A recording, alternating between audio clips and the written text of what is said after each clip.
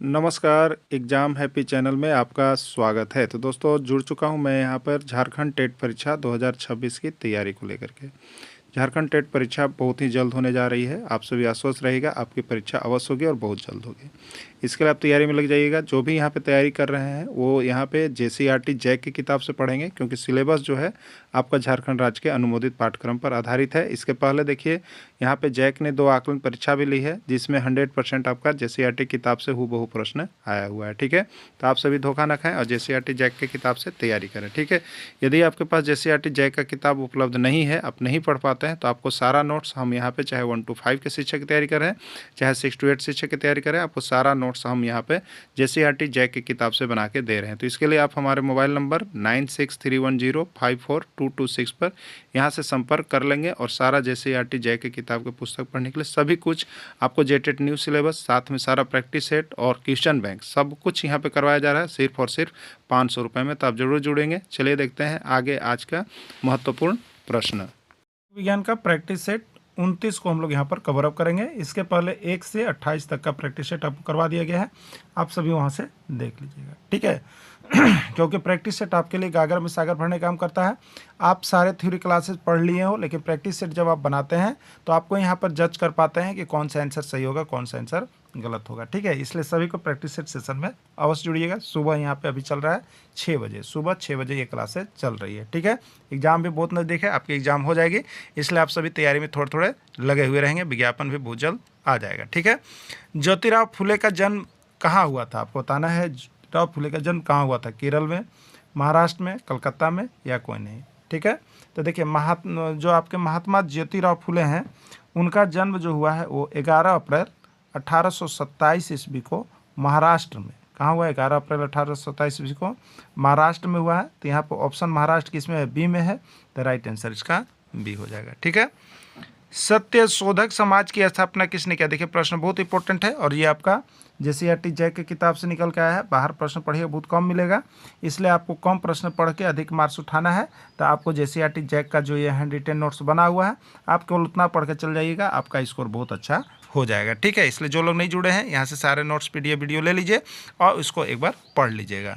सत्यशोधक समाज की स्थापना किसने किया? राजा राम मोहन राय, स्वामी विवेकानंद, ज्योतिराव फुले, या कोई नहीं। तो सत्यशोधक समाज की स्थापना जो है वो ज्योतिराव फुले के द्वारा किया गया है। अगला प्रश्न है, देखिए यहाँ पे नोट्स आपके लिए क्या हुआ है। सितंबर 1873 ईस्वी में ज्योतिराव फुले ने सत्यशोधक समाज की स्थापना की थी। कभी कभी डेट पूछा जा सकता है, इसलिए इसको नोट डाउन कर लीजिएगा। गुलामगिरी नामक पुस्तक किसने लिखा? गुलामगिरी नामक पुस्तक किसने लिखा?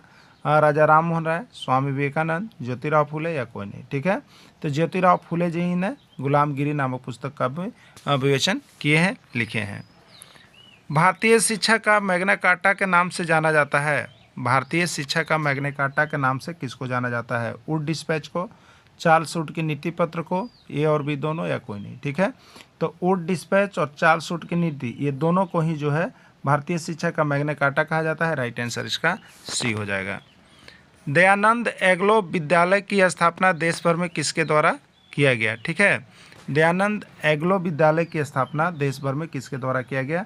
दयानंद एग्लो विद्यालय कहने का मतलब दयानंद डी हो गया, एंग्लो मैंने ए हो गया और विद्यालय मैंने भी हो गया। ये डीएवी पब्लिक स्कूल जो डीएवी है, इसकी स्थापना किसके द्वारा किया गया? ठीक है, तो ये स्वामी दयानंद सरस्वती के द्वारा किया गया था। और स्वामी दयानंद सरस्वती किस समाज से जुड़े हुए थे? आर्य समाज से जुड़े हुए थे, इसलिए इसका दोनों आंसर चला जाएगा, यानी सी आंसर होगा, ए और बी दोनों। ठीक है, चलिए नेक्स्ट है, दयानंद एग्लो जैसे विद्यालय की स्थापना वर्ष 1886 में लाला हंसराज ने सबसे पहले कहाँ स्थापना किया है? ठीक है, लाला हंसराज ने सबसे पहले कहाँ स्थापना किया था दयानंद एग्लो जैसे विद्यालय की? ठीक है, तो ये आपका स्थापना जो हुआ था सबसे पहले ये लाहौर में किया गया था। कहाँ किया गया था? आपको लाहौर में, जो यहाँ पर लाला हंसराज ने सबसे पहले स्थापना किया था। हड़प्पा सभ्यता के काल में समाज कैसा था? हड़प्पा सभ्यता आपको पढ़ना है। पितृसत्तात्मक समाज था, मातृसत्तात्मक समाज था, दोनों था, या कोई नहीं? ठीक है, तो हड़प्पा सभ्यता के काल में जो समाज था वो मातृसत्तात्मक समाज था। उस समय कौन सी समाज थी आपके? मातृसत्तात्मक समाज था। गुप्त काल में कन्याओं का विवाह कितने वर्ष की आयु में कर दिया जाता था? जो गुप्त काल था उसमें कन्याओं का विवाह कितने वर्ष की आयु में कर दिया जाता था? 12 वर्ष, 14 वर्ष, 12 या 14 वर्ष, कोई नहीं, ठीक है। तो देखिए 12 या 14 वर्ष के जो साक्ष्य मिले हैं, 12 या 14 में जा सकता है ये, तो इसका राइट आंसर सी कर लीजिएगा। सती प्रथा का प्रथम प्रमाण 510 के किस अभिलेख में मिलता है? 510 ईस्वी में किस अभिलेख में मिलता है सती प्रथा का प्रथम प्रमाण? सती प्रथा होने का प्रथम प्रमाण किस अभिलेख में मिला? भानुगुप्त के एरन अभिलेख में, रामागुप्त के एरन अभिलेख में, समुद्रगुप्त के एरन अभिलेख में, या कोई नहीं, ठीक है। तो एरन अभिलेख जो है भानुगुप्त का है, तो भानुगुप्त के एरन अभिलेख में सर्वप्रथम सती प्रथा का प्रमाण होने का मिला है, ठीक है। भारत का पहला स्वतंत्रता संग्राम किसको कहा जाता है? भारत का पहला स्वतंत्रता संग्राम किसको कहा जाता है? 1857 ईस्वी क्रांति को, 1914 ईस्वी क्रांति को, 1859 ईस्वी क्रांति को, या सभी को, ठीक है। तो भारत का पहला स्वतंत्रता संग्राम जो है 1857 ईस्वी की क्रांति को कहा जाता है। 1857 ईस्वी की क्रांति का कारण क्या था? 1857 ईस्वी की क्रांति का कारण क्या था? डलहौजी की हड़प नीति, डलहौजी के गोद लेने की प्रथा को समाप्त करना, पेशवा बाजीराव द्वितीय के दत्तक पुत्र नाना साहब का पेंशन बंद कर देना, सभी। तो ये 1857 ईस्वी की क्रांति ये सभी कारणों से भड़क रही थी, सभी के मन में चल रही थी क्रांति होगी, ठीक है, लेकिन तत्कालीन कारण सैनिकों द्वारा किया गया और इसमें इन सभी ने भाग लिया, ठीक है। तो ये सभी 1857 ईस्वी के क्रांति माने जाते हैं, तो राइट आंसर डी हो जाएगा, सभी हो जाएगा। 1857 ईस्वी के विद्रोह का तत्कालीन कारण क्या था? ठीक है, 1857 ईस्वी विद्रोह का तत्कालीन कारण क्या था? नवीन एनफील्ड राइफल का प्रयोग, नवीन राइफल में कारतूस के ऊपरी भाग को मुंह से काटना, चर्बी वाले कारतूस में गाय सूअर की चर्बी, ठीक है, या सभी। तो ये देखिए आपका जो है 1857 ईस्वी के विद्रोह, जो सैनिक विद्रोह का तत्कालीन कारण जो था यहाँ पे 1857 है, तो 1856 में यहाँ पर क्या था? एक नवीन एनफील्ड राइफल लाया गया था, जिसको बताया गया था कि उस राइफल की अपेक्षा ये राइफल बहुत अच्छा है, लेकिन यहाँ पर जो भ्रम फैलाया गया था यह सही था।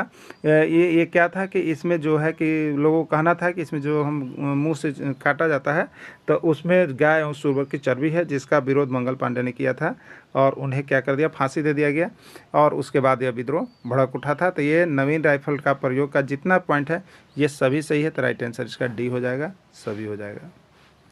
सूरत बंदरगाह कहाँ स्थित है?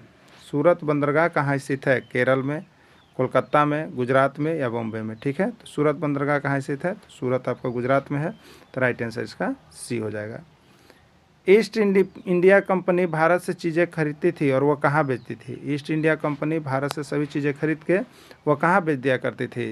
इंग्लैंड और यूरोप में, ब्रिटेन और इंग्लैंड में, ऑस्ट्रेलिया में, नीदरलैंड में, ठीक है। तो वह इंग्लैंड और यूरोप के बाज़ार में उसके बने हुए चीज़ों को बेचती थी, ठीक है, इंग्लैंड एवं यूरोप में। पुर्तगाल जब पहली बार भारत आया तो सर्वप्रथम कहाँ डेरा डाला? ठीक है, कमलक में, कामातार में, कालीकट में, कोई नहीं, ठीक है। तो पुर्तगाली जब पहली बार भारत आए तो सबसे पहले वो कालीकट बंदरगाह पर अपना डेरा डाले हुए थे, ठीक है, केरल के तट कालीकट पर डेरा डाले थे। झूम की खेती कहा जाता है? आदिवासी खेती को, परती खेती को, घुमंतु खेती को, कोई नहीं। तो झूम की खेती देखिए वो घुमंतु खेती है, जो एक स्थान से दूसरे स्थान पर जाकर के खेती लोग करते रहते हैं और बसते रहते हैं, ठीक है। यानी घुमंतु माने घूम घूम कर खेती करना, झूम की खेती कहलाता है। वैसा खेती जो एक जगह से दूसरे जगह पर घूम घूम कर की जाती है उससे क्या कहते हैं? उससे क्या कहते हैं? झूम की खेती कहते हैं, घुमंतु खेती कहते हैं, ए और बी दोनों होगा, डी कोई नहीं, ठीक है। तो ऐसी खेती जो एक जगह से दूसरे जगह पर घूम घूम कर की जाती है तो उसको हम लोग घुमंतु खेती कहते हैं, उसको हम लोग झूम की खेती कहते हैं। राइट आंसर सी होगा, ए और बी दोनों हो जाएगा। बिरसा मुंडा का जन्म कब हुआ? बिरसा मुंडा का जन्म कब हुआ? 15 नवंबर 1872 ईस्वी, 15 अक्टूबर 1875 ईस्वी, 15 नवंबर 1875 ईस्वी, कोई नहीं, ठीक है।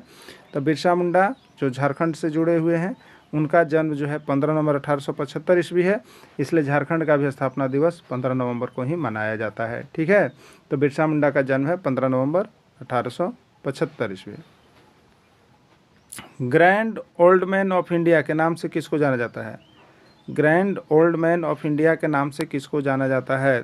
दादा भाई लेवर्टी को, दादा भाई नौरोजी को, दादा भाई लरेजी को, कोई नहीं, ठीक है। Grand old man of India के नाम से आपको जो है दादा भाई नौरोजी साहब को जाना जाता है, ठीक है। दादा भाई नौरोजी साहब को grand old man of India के नाम से जाना जाता है। अस्थाई बंदोबस्त कब लागू किया गया? 1793, 1794, 1785, कोई नहीं, ठीक है। देखिए ये बंदोबस्ती वाला अलग एक पार्ट आपका है, बता देते हैं। बंदोबस्ती वाला तीन गो जो है अस्थाई, ठीक है, महलवाड़ी और रैयतवाड़ी, ये तीनों को आप देख लीजिएगा। आपका जैसे ERT किताब में दिया है, और जो नहीं देख पाते हैं आपको इसका नोट्स PDF बना हुआ है। यहाँ से एक प्रश्न आपका दोनों बार जेटेट में था और अबर भी रहेगा, ठीक है। तो ये तो प्रैक्टिस सेशन है, बाकी आपका जो PDF बना हुआ है उसको आप लेकर के वहाँ से देख लीजिएगा। तीनों बंदोबस्ती व्यवस्था को देख लीजिएगा। आप अपने स्तर से भी और उस पर तैयारी कर लीजिएगा। ये तीनों से एक प्रश्न आपका रहता है, ठीक है। तो अस्थायी बंदोबस्ती जो है किसके द्वारा, तो 1793 ईस्वी में किया गया है। और किसके द्वारा, लॉर्ड कॉर्नवालिस के द्वारा। और सब कहाँ किया गया, बंगाल में, ठीक है। तो ये याद रखेगा, स्थायी बंदोबस्ती को एक बार अच्छा से पढ़ लीजिएगा। राइट आंसर ये हो जाएगा 1793। अस्थायी बंदोबस्ती सबसे पहले कहाँ लागू किया गया, तो बंगाल में, बिहार में, पंजाब में, महाराष्ट्र में। तो ये आपको अस्थायी बंदोबस्त कहाँ लागू किया गया आपको सबसे पहले, तो सबसे पहले आपको बंगाल में लागू किया गया।